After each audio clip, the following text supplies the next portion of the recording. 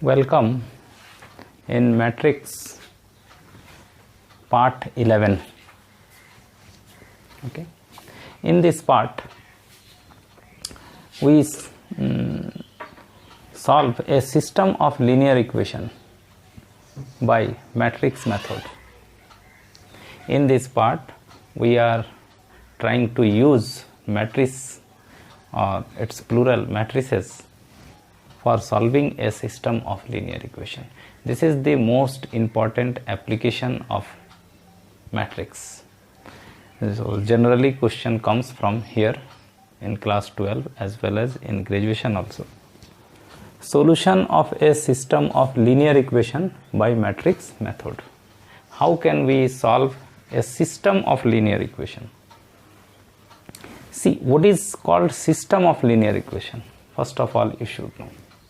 If there are some equations having number of variable and number of equations are same, then it is called a system of linear equation.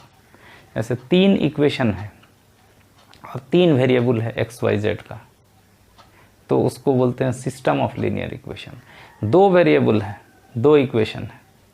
चार variable है, चार equation है, then these are called system of linear equation. तो let us take a system of linear equation in three variable. हम लोग एक तीन variable का लेते हैं, दो वेरिएबल का उसी तरह से होगा और आसान हो जाएगा. चार वेरिएबल का जनरली क्वेश्चन नहीं आता है, जरूरत नहीं पड़ता, उसको एक्सटेंड कर सकते हैं. चार वेरिएबल का सेम वैसे ही हो. सो let us take a system of linear equation. System of linear equation means इस तरह से देखिए, a1x b1y c1z equal to d1 is a linear equation in three variable x y z. तीन variable का है तो तीन इक्वेशन लेंगे. a2x plus b2y plus c2z equal to d2, a3x b3y plus c3z equal to d3. ये हुआ a system of linear equation. तीन इक्वेशन तीन वेरिएबल में. This is what is a system of linear equation in three variable x, y and z. We are going to solve this system of equation. Means we are going to find the value of x, y and z by using matrix. तो matrix का use करके कैसे इस system को solve करेंगे, देखिए. Late ए एक matrix लीजिए. ये एक्स वाई और जेड के जो कोफिशिएंट है a1 a2 a3 एक्स का कोफिशिएंट. दूसरे कॉलम में ले लीजिए b1 b2 b3 coefficients of y. Similarly c1 c2 c3. This matrix, let us denote it by a. This is called coefficient matrix. x y z के coefficient का matrix है ना, तो इसको हम लोग बोलते हैं coefficient matrix. Let it be a. इसको हम लोग डिनोट किए a से. अच्छा, ये एक कॉलम मैट्रिक्स लीजिए. तीन वेरिएबल है ना x, y, z का. ये इसको आप b सपोज कर लीजिए, b.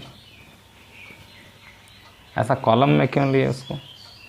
ये दोनों को अगर आप मल्टीप्लाई करते हैं ये चीज आएगा. देखिए, first row first column a1x plus b1y plus c1z.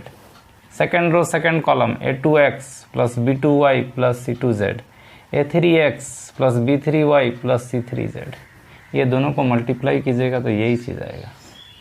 और इक्वल टू उधर आएगा ये d1 d2 d3 है ना, इसको ये वेरिएबल वाला जो मैट्रिक्स है ना, ये x y z का, इसको आप ऐसा कीजिए ना. तो सिंबल की बात है, जनरली यूज़ किया जाता है, तो हम लोग भी यूज़ करेंगे. x इक्वल टू वेरिएबल का जो मैट्रिक्स है एक्स वाई जेड उसको कैपिटल एक्स से डिनोट कीजिए। तो ए एक्स कीजिएगा तो ये आ जाएगा, और इक्वल टू के लिए इधर बी लिखिए, ये कांस्टेंट वाले को। बी में है आपका d1 d2 d3, ये ले लीजिए आपका B. Therefore the system of equation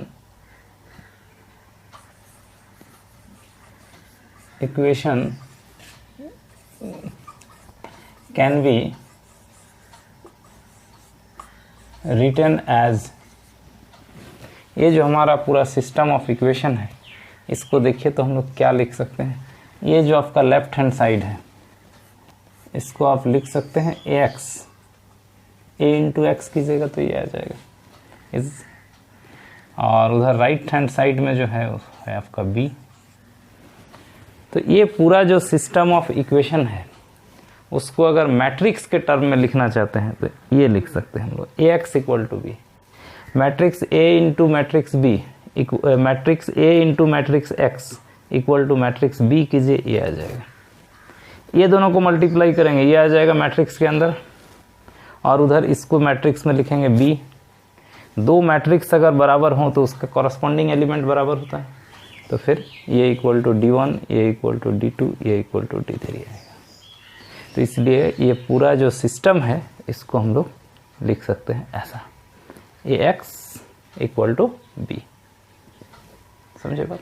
अच्छा, now here multiplying both side by A inverse, A inverse से मल्टीप्लाई करते हैं अगर दोनों साइड तो क्या होगा, ए इनवर्स इधर ऑलरेडी है A X equal to A inverse B.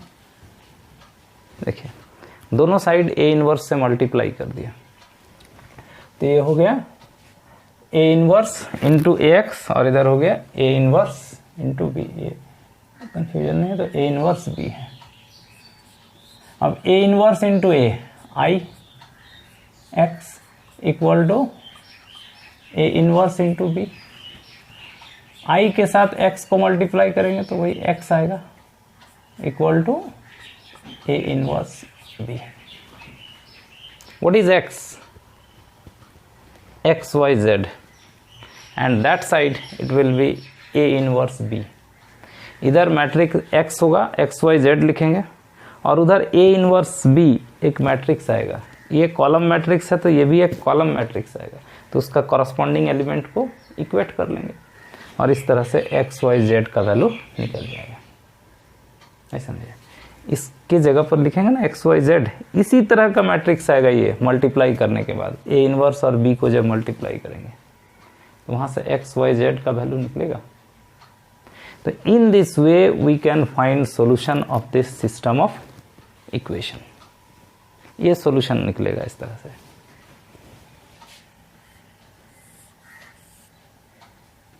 Is the unique solution, ये यूनिक होगा, यूनिक सॉल्यूशन प्रोवाइडेड, ये इंपॉर्टेंट है, provided determinant A not equal to 0। लेकिन इसमें कंडीशन ये होगा कि determinant A not equal to 0 होगा। क्यों?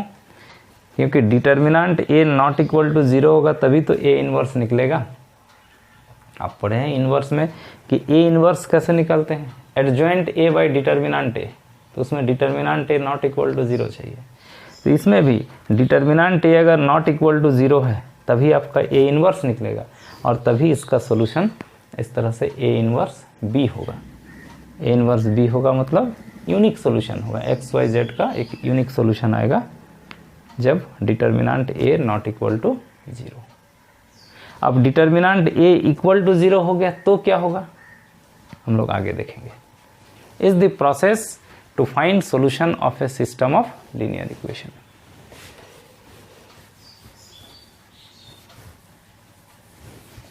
नोट कर लीजिए इसको।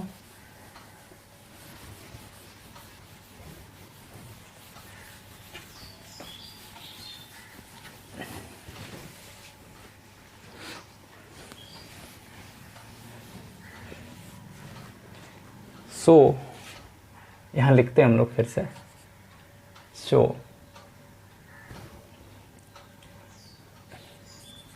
फॉर द इक्वेशन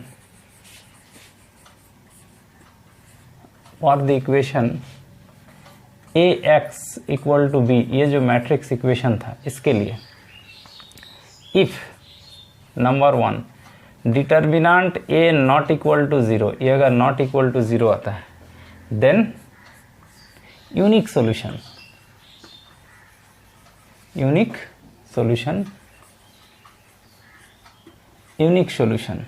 और वो यूनिक सॉल्यूशन क्या होगा, गिवन बाय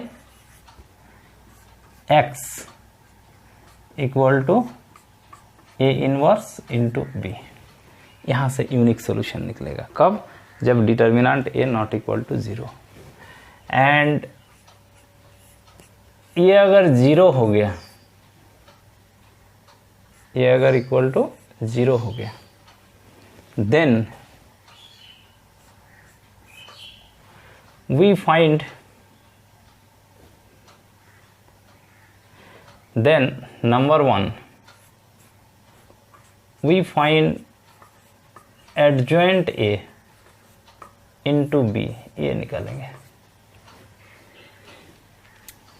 अगर determinant a not equal to 0 तब तो नो प्रॉब्लम, यूनिक सॉल्यूशन होगा और वो सॉल्यूशन मिलेगा यहाँ से x equal to a inverse b। लेकिन अगर डिटर्मिनेंट a 0 हो गया तो उस केस में दो सिचुएशन होंगे, एक adjoint a into B equal to 0 और ये भी नॉट इक्वल टू 0। हम लोग एडजॉइंट a इंटू बी निकालेंगे, अगर ये भी 0 आ गया तो होगा इनफाइनाइट सॉल्यूशन।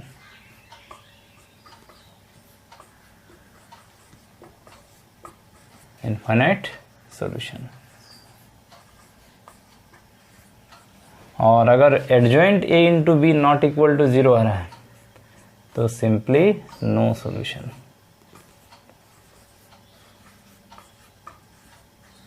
ये चीज़ आपको याद रखनी है।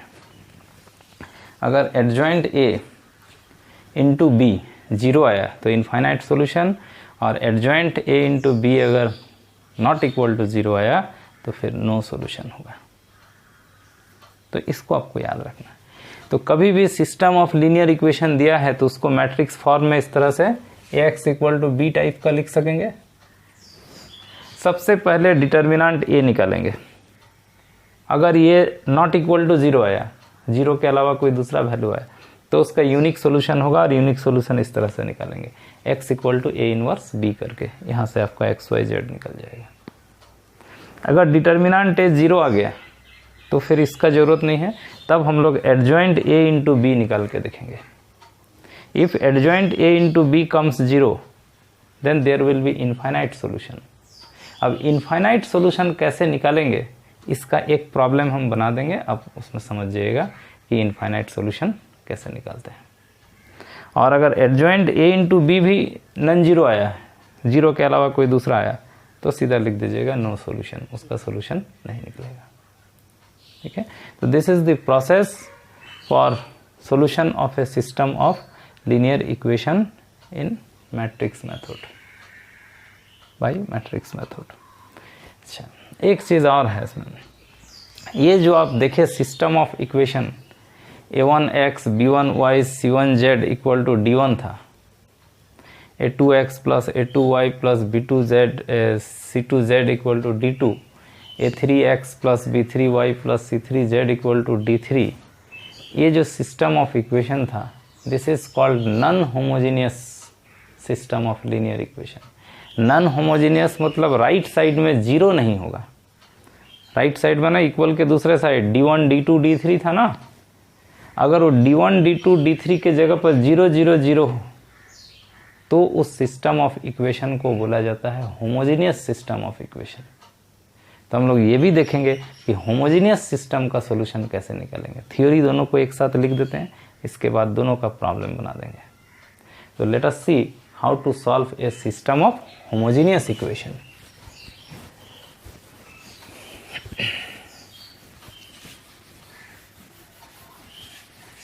मिटाते हैं।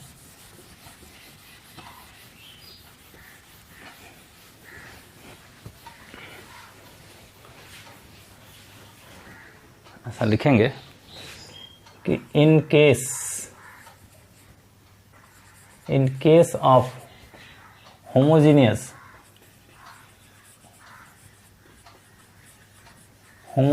System of equation, homogeneous system of equation का मतलब होता है a1x plus b1y plus c1z equal to d1 था ना, इधर 0 होगा, तब इसको होमोजीनियस बोलते हैं। और उधर अगर कोई नंबर है तो फिर नॉन होमोजीनियस। तो नॉन होमोजीनियस का वो प्रोसेस आप सीखे। a2x b2y c2z equal to 0, a3x b3y c3z, ये हो गया होमोजीनियस सिस्टम ऑफ इक्वेशन। तो इसका सॉल्यूशन हम लोग कैसे निकालेंगे? तो इसका सॉल्यूशन ये हो गया system of homogeneous equation, that is इसको हम लोग मैट्रिक्स फॉर्म में अगर लिखना हो तो इसको ax इक्वल टू 0 मैट्रिक्स लिखेंगे। ए मतलब वही जो प्रीवियस में यूज किए कोफिशिएंट मैट्रिक्स, एक्स मतलब एक्स वाई जेड वाला, इक्वल टू 0। ये होगा आपका system of equation in matrix form.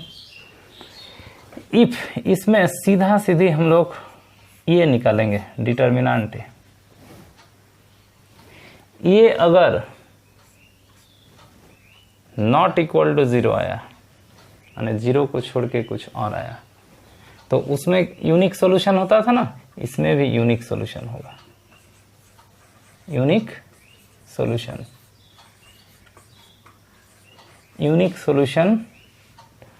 और वो यूनिक सॉल्यूशन होगा x equal to 0, y equal to 0, z equal to 0। सीधा 0 0 0 ही सॉल्यूशन होगा। इसको बोला जाता है trivial solution.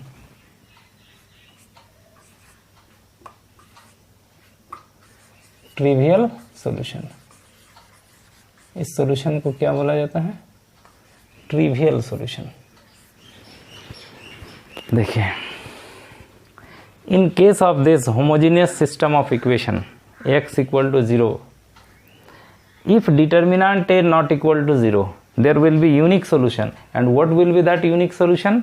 x0, y0, z0। कुछ निकालने की जरूरत नहीं, answer. if determinant a equal to 0 हो गया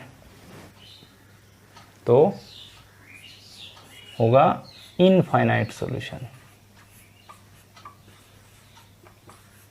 infinite solution,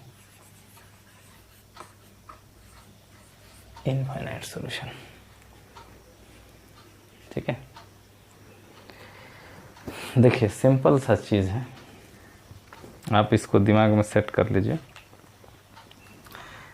in case of homogeneous equation, जब इधर राइट साइड में 0 होगा, ये होमोजीनियस सिस्टम ऑफ इक्वेशन का 2 ही टाइप का सॉल्यूशन होता है। या तो 0 0 0 सॉल्यूशन होगा, x0 y0 z0 तो होगा ही ना, इसका एक सॉल्यूशन वो होगा, या तो फिर इनफाइनाइट सॉल्यूशन होगा, तीसरा कुछ नहीं होगा। होमोजीनियस इक्वेशन का या तो x equal to 0, y equal to 0, z equal to 0 solution होगा, मतलब ट्रिवियल सॉल्यूशन होगा, या तो फिर वो अगर नहीं हुआ तो कोई और दूसरा सॉल्यूशन नहीं आएगा, सीधा इनफाइनाइट सॉल्यूशन होगा। 5 6 7 ऐसा कुछ इसका सॉल्यूशन नहीं आएगा, आइदर 0 0 0 सॉल्यूशन और इनफाइनाइट सॉल्यूशन। इसको दिमाग में सेट कीजिए। When determinant A not equal to 0, there will be unique solution, x equal to 0, y equal to 0, z equal to 0. If determinant a not coming 0, then there will be infinite solution. अब ये infinite solution कैसे निकालते हैं? इसमें जैसे निकालते हैं वो नॉन होमोजेनियस जो पहले वाला था जिसमें इधर नंबर था, उसमें भी infinite solution निकालने का सेम तरीका है। ठीक है। तो हम लोग एक होमोजीनियस इक्वेशन जिसमें ये डिटर्मिनेंट ए 0 होगा उसका इनफाइनाइट सॉल्यूशन आपको निकाल के बताएंगे। तो इसमें जैसे इनफाइनाइट सॉल्यूशन निकालिएगा और प्रीवियस वाला में भी अगर इनफाइनाइट सॉल्यूशन आता है तो प्रोसेस सेम रहेगा। तो प्रीवियस वाला में मतलब नॉन होमोजीनियस का एक प्रॉब्लम बनाएंगे जिसमें यूनिक सॉल्यूशन निकलता हो। इसमें यूनिक सॉल्यूशन वाला नहीं बनाएंगे क्योंकि अगर यूनिक सॉल्यूशन हो गया तो बनाने का तो कुछ ज़रूरत ही नहीं। x = 0, y = 0, z = 0 आपका सॉल्यूशन हो गया। इसमें एक सवाल बनाएंगे जिसमें ये हो इनफाइनाइट सॉल्यूशन हो, तो उसका एक सवाल, इसका ये इनफाइनाइट वाला एक सवाल। इनफाइनाइट वाला दोनों का एक ही टाइप होगा, इसीलिए इसका बनाएंगे। तो ये 2 सवाल बनाएंगे हम लोग नेक्स्ट वीडियो में पार्ट 12 में। तो पार्ट 11 में इसका थ्योरी को आप ठीक से समझ लीजिए, नोट कर लीजिए, और उसके बाद आप देखिए practical example in part 12.